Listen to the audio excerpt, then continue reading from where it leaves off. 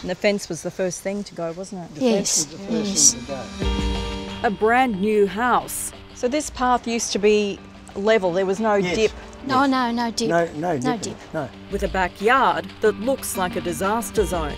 The land is just slipping away from underneath them. And no one wants to take responsibility for it. There's an elderly couple up there and the ground's all falling around them. I don't know anything about it. Just disappointing, It's very heartbreaking. disappointing. When they bought it last year, it was everything pensioners Norm and Betty Arthur wanted, close to shops and their local bowls club. But best of all, it was low maintenance. The backyard was perfect because with the knees I just can't do the gardening I used to do. But heavy rain in February marked the start of heartache they could never have imagined. First, the fence went. Well, it was starting to break, starting to move. Pipes connecting the water tank to the house were next. We had to turn the tank off. And there it comes Careful. down here. Then the yard, the garden bed and footpath. This path was back against the step here. The concrete was back into the step, about an inch out from the step. This is how it looked when Norm and Betty moved in. That pipe came through here and it's all busted and gone. The problem started here in the backyard, but as you can see now, it's starting to affect this side of the house with the earth sloping towards the fence and coming away from this concrete slab. This photo shows that side of the house 12 months ago. I'm getting to that stage I'm frightened to hang clothes on the line. I hate walking down the path. Being my age, I'm frightened I'll fall.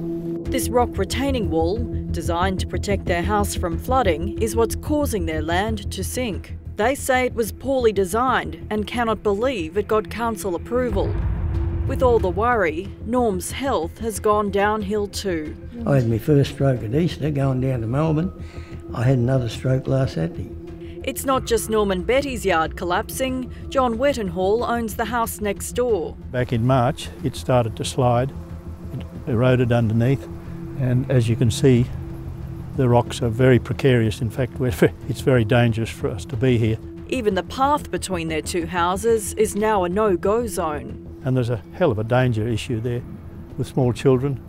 Di Norton-Smith lives next door to Norm and Betty. It looks like she shares the same retaining wall, but the section on the boundary of Di's house is newer because her original wall did collapse and had to be reconstructed. Your side of the wall, it's reinforced more or less, is it? That's right, yes. Norm and Betty have written letter after letter to council, the engineers, the builder and anyone who'll listen, but no one will own up to making a mistake. Everyone's sorry for me.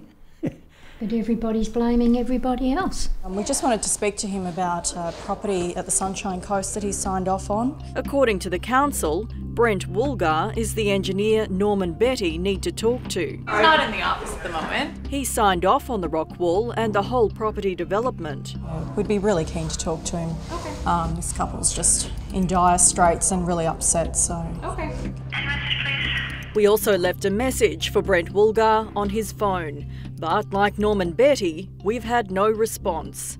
Property solicitor Tim O'Dwyer says anyone, from the original owner to the real estate agent, the soil engineer to the council, could be held liable if the case goes to court. This is a litigation lawyer's delight because you point the finger at everyone and say, someone's at fault here.